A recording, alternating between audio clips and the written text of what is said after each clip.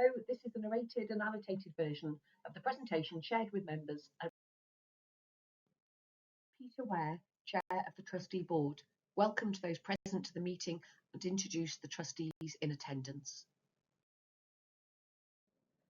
The AGM agenda included a review of 2024 to 25 and then the formal business of the AGM, comprising report of the directors and the financial statements for the year ending 31st of March 2025, the retirement by rotation and re-election of trustees, the reappointment of the independent examiner, followed by any other business and a section on looking ahead. The preceding year could be characterised as one of collaboration, diversification in both membership and activities, and discovery. We have a membership that's growing in diversity. There's a wider representation in terms of age and culture. We have more families, more students, but we need to gather data on this. We've been discovering more about our collections via the archive scoping grant and building on that with placements, and this is something we hope to receive funding for to do more. We have skilled volunteers who continue to be central to the library's success and represent the library's values of community and lifelong learning. We've offered more opportunities for non-members to enjoy our heritage. We've built on our regional reputation for high-quality literary events and as a key heritage destination in the heart of Nottingham. And we've worked in partnership with like-minded organisations throughout the year. This next slide shows library members at work, rest and play. The library is used by a wider range of people than ever, using the spaces in a variety of ways, catching up with newspapers and journals, working, studying, reading books in the library and at home, and enjoying the social aspect of membership, whether via informal conversations in the coffee room or by participating in one of our many groups. Partnerships are key to the library's success in providing both public and membership benefits. The Historical Association presents its regular season of talks by academics on an eclectic range of subjects, which members can attend at no charge. And we offer free or discounted space and tours and events to charitable organisations such as the Literacy Volunteers. We work with several fellow literature organisations, including Nottingham UNESCO City of Literature, First Story and Writing East Midlands, to provide valuable creative experiences for young people, such as a writing workshop with our president, Ellie Griffiths, and short residencies for aspiring writers. We also host placements for second and third year undergraduates from both the University of Nottingham and Nottingham Trent University, offering project work which contributes to individual learning and benefits the library. Our most important partners are the many library members who volunteer as conservators, shelvers, cataloguers, gardeners, knitters, group leaders, event assistants and tour guides. Without them, we'd be unable to offer the same level of service and activities, and they embody the sense of community which library members value so highly. Our thanks go to everyone who gives up their time to help in this way. This next slide shows some of the great author events that have been held at the library. We have a picture of Charlotte Vassell with T.M. Logan, Damien Barr with a reader, and Philip Gwyn-Jones signing the visitors book. We've hosted authors of fiction and non-fiction who have national reputations, and we're constantly building on our relationships with publishers to encourage them to include Bromley House on new book tours. This slide shows a full house to hear Claire Chambers discussing her latest novel, and a picture of Dr. James Dawkins and Suzanne Seymour, who presented their research into the effects of the transatlantic slave trade on Nottingham's economy. Although our event space is small, it's frequently full, and the guarantee of meeting a keen audience in a beautiful library and being well looked after by staff means that increasing numbers of writers are visiting and promising to return with their next title. We're also grateful to writers who are members or friends of Bromley House and are happy to be knowledgeable interviewers for visiting writers. 17 delegates from independent libraries around Britain attended the one-day conference on March 2024 at the library. Travelling from as far away as Scotland, Cornwall and the Channel Islands, as well as London, Leeds, Manchester, Exeter and other towns closer to home, the event was a great opportunity for networking, sharing ideas and discussing the issues facing all subscription libraries. While no independent libraries operate on precisely the same model, There are many factors in common, and the ILA seeks to offer support and advice as well as advocacy for the sector. Sir Charles Bromley, 11th Baronet, and his family visited the library in spring 2025. The Bromley, formerly Smith branch of the family, are direct descendants of George Smith, Bromley House's original owner, and they've lived in South Africa for 3 generations. They enjoyed their first visit to Bromley House and were very well informed on their family history. The scoping grant received from the National Archives enabled us to pay consultant archivist Chris McKee to carry out an assessment of a sample of the materials we hold which have not been catalogued. His report stated that the Bromley House Library Archive represents an important and substantially underused organisational resource.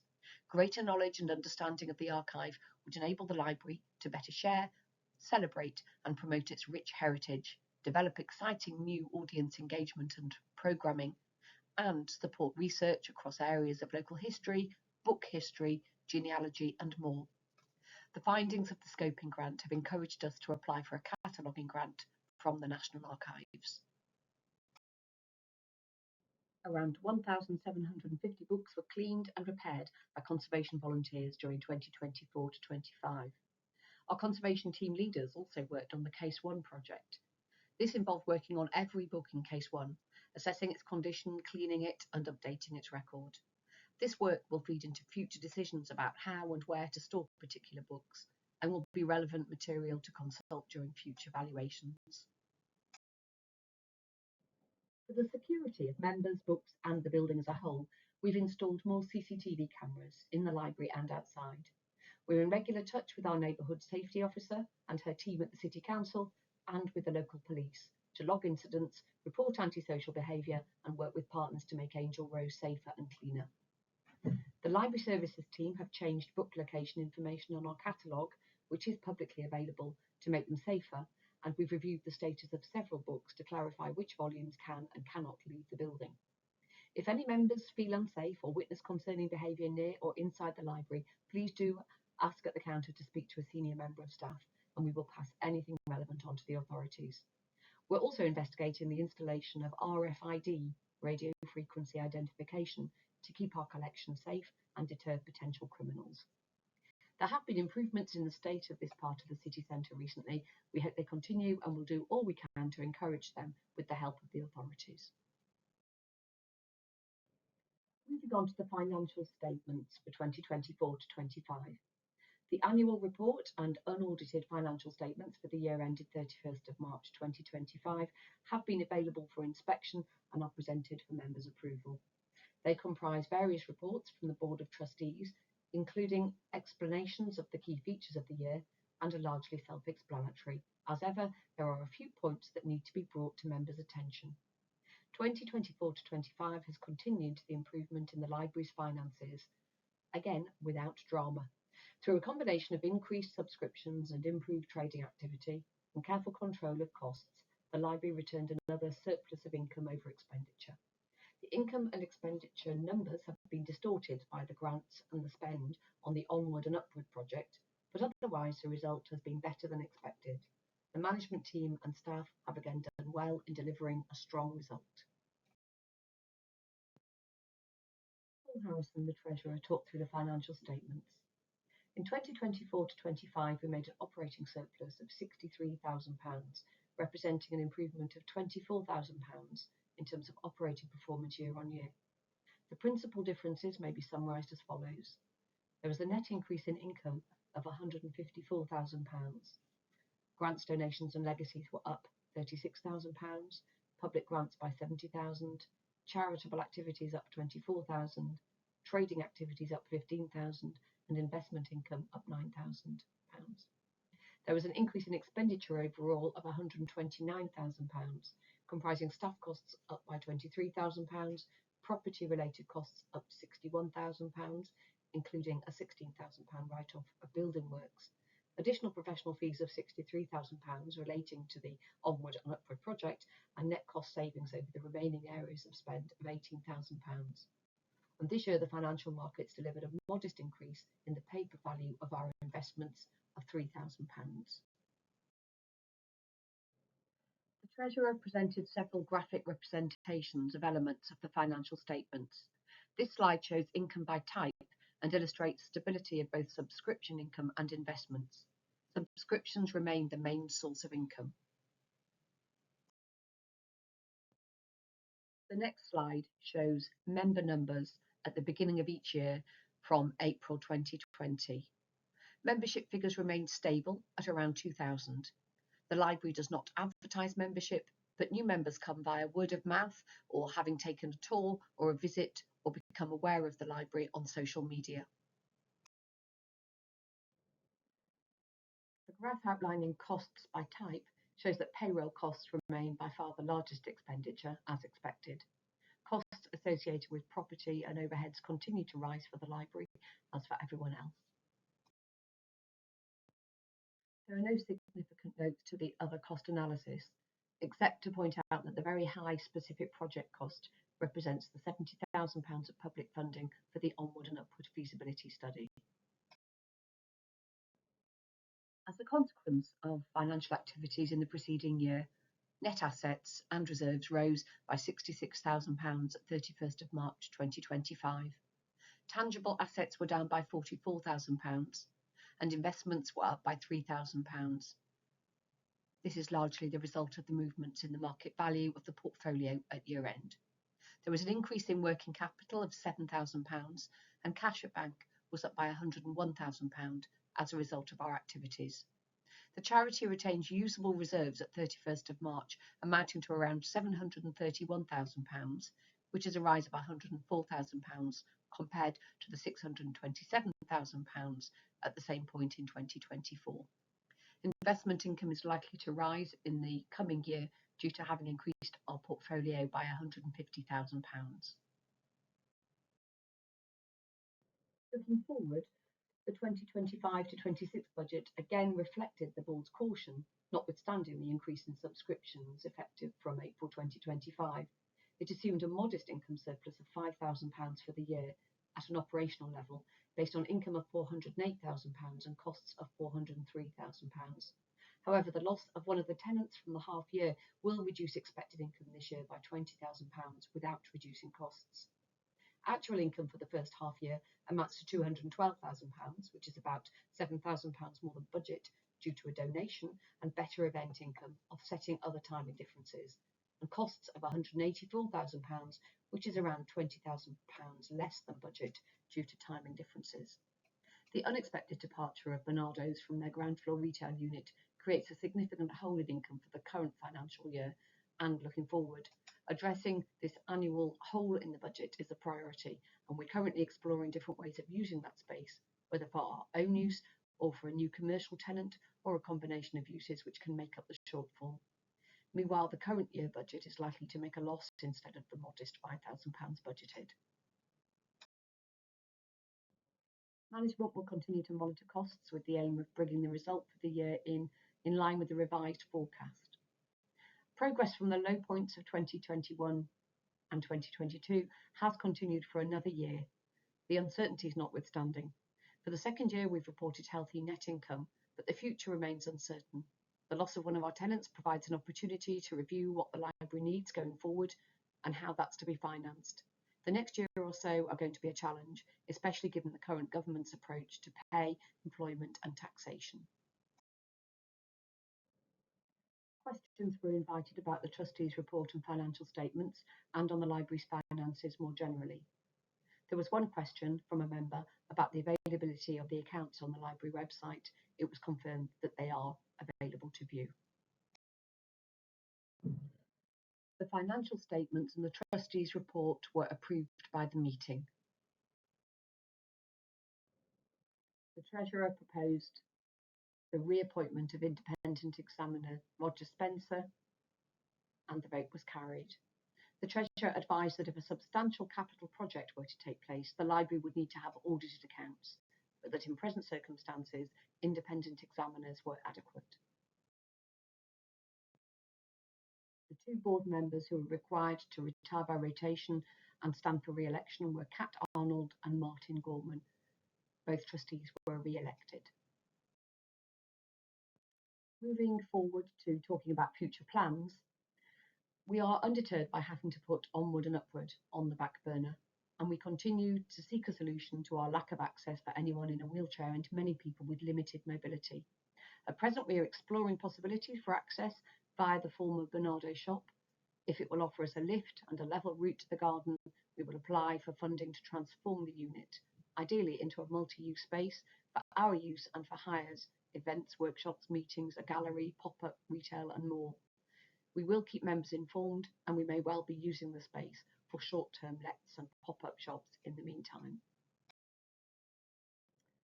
An image was displayed showing the lift locations already considered by our architect. They've been considered in every imaginable part of the library. Most positions suggested would not be granted planning permission because of the library's listed status. Others would be prohibitively costly. We will continue to seek a solution to access. We will find out early in the new year if we've been successful in our grant application to the National Archives. If we are successful, the grant will fund a 2-year project which will include volunteers and staff under the guidance of a consultant archivist with member, academic and public engagement activities built in. If it's not successful, we may then reapply, but in any case we will begin the process ourselves as a much longer term project. Exploratory work has already begun as part of a 3rd-year student placement project. Our collection development policy is currently being reviewed by the senior management team and the board, and we will set up a small working party to include members, staff and trustees next year. The policy covers both our approach to buying new books and caring for our collection, including, but not limited to, questions such as how do we define our reserve stock, how should we treat books in very bad condition which are available digitally, which books should only be viewable in the library, what is our withdrawals policy, would we sell any books, which ones, how do we value our book stock, and is the emergency plan adequate for protecting our most precious books and manuscripts. The next slide features photographs of some of the beautiful plants that have been featured in the garden in the past year. We'd like to say a big thank you to Kat, the gardener, and to the volunteers that help her make it keep so beautiful all year round. The next slide shows a view back to Bromley House from the end of the garden through a carpet of spring crocuses and a view in the opposite direction featuring a colourful arrangement of planters in the courtyard. We hope that work on the back of the garden will begin next year, defining and strengthening the paths with new surfaces, redefining the shape of the lawn and levelling the long borders and the planting within them. Some essential wall repair work needs to happen and some tree maintenance before more noticeable changes such as new garden furniture can be introduced. Many interesting activities take place in the library out of hours. The images in this slide include publicity shots for a theatre production, models in a fashion photo shoot, and a still from a music video. All of our out-of-hours activities bring in revenue from ticket sales, hires and ancillary sales, and they go back into library funds. They also help us develop as a heritage and literary destination venue and increase our public benefit, which is a key requirement of our charitable status. In the last year, we've welcomed 674 people on guided tours on Sundays.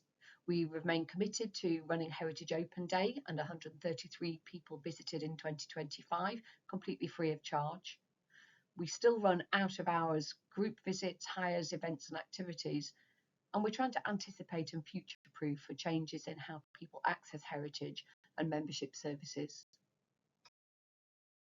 The garden was the setting twice last year for a wine tasting. We were even the chosen venue for a quiet, bookish hen party. The floor was open for any other business.